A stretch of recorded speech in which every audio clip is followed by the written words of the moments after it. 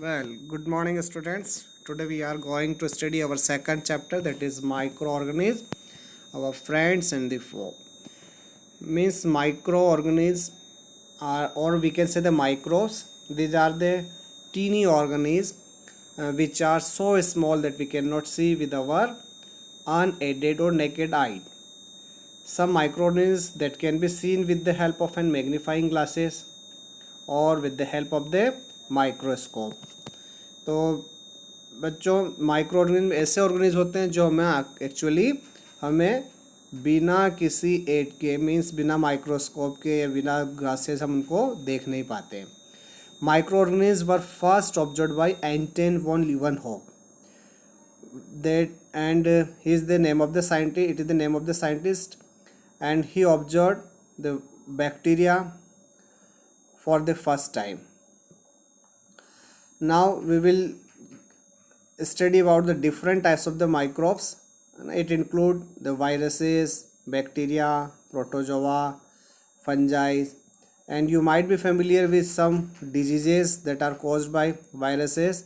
For example, cold and cough, influenza, some serious diseases like polio, chickenpox, measles.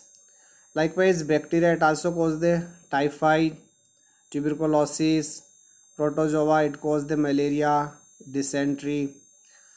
Microorganisms are basically placed in the four different categories. That is bacteria. These are actually the single cell organisms. You can see the picture, and it having the outermost rigid covering that is called cell wall, and it can only be seen with the help of a microscope. There are different types of the bacteria also based on their shape.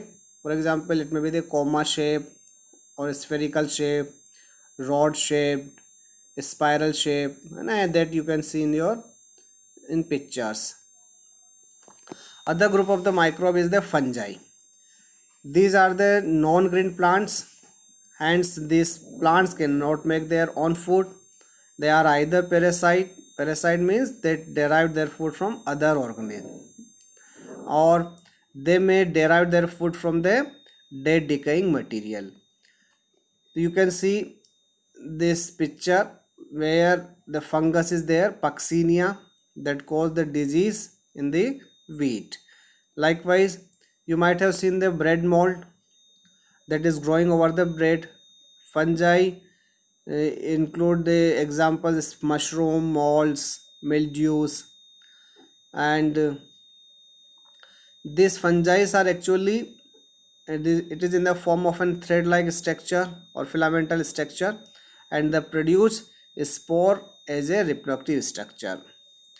Another group of microorganisms is algae. These are simple plants, and these are generally aquatic, and they prepare their own food with the help of photosynthesis. Next group of microorganisms is protozoa. These are the unicellular organisms, and some of them live independently and some are also parasite. And examples of the protozoa include the paramecium, you can see in the picture, and euglena, amoeba. These are some examples of protozoans. Among this one of the protozoa that is called plasmodium that cause malaria. And microbes, this is also a group of an microorganism, but these are different from the other form of the microbes because these organisms are alive when they come inside the body, and they are dead when remains outside the body. You can see the different types of the microbes. Nowadays we are listening a lot about the COVID-19. It is also an virus that is causing the disease corona, and you can see other form of the viruses also like HIV, hepatitis B, Ebola virus, adenovirus, influenza virus, bacteriophages.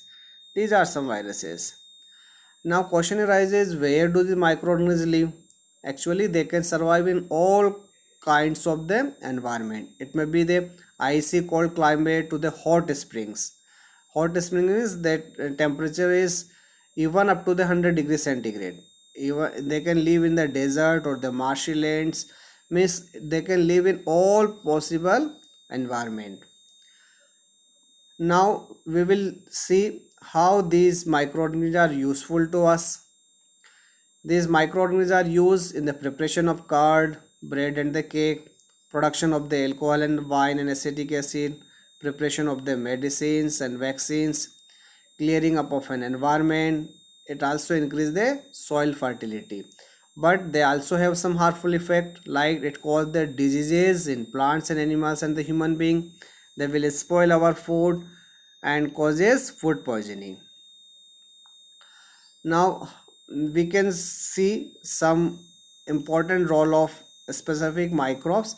For example, if we say about the bacteria, uh, we all have curd in our diet. This curd is actually formed from the milk with the help of an bacteria.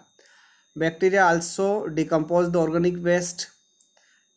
It is also used in the preparation of the medicine. It also increases the fertility of the soil. It is used to setting of an curd and making the cheese, pickles and other food items. Now we will see how the yeast or the fungi is helpful to us. Yeast is used actually in baking industry, or we can say to make the bread, pastries and cakes, and it help into the fermentation. We see that breads are fluffy. It is because this yeast produce the carbon dioxide which leave the spaces in the dough and increase the volume and make the bread fluffy. Fungi are also used in production of the antibiotics, and antibiotics are the medicines that can kill or stop the growth of the disease causing microorganisms. For example, well-known antibiotics penicillin, and penicillin was discovered by Alexander Fleming in 1929. Antibiotics are also used for cure of a different type of the diseases. Some examples of antibiotics are streptomyces, erythromycins and tetracycline that are made from bacteria and the fungi.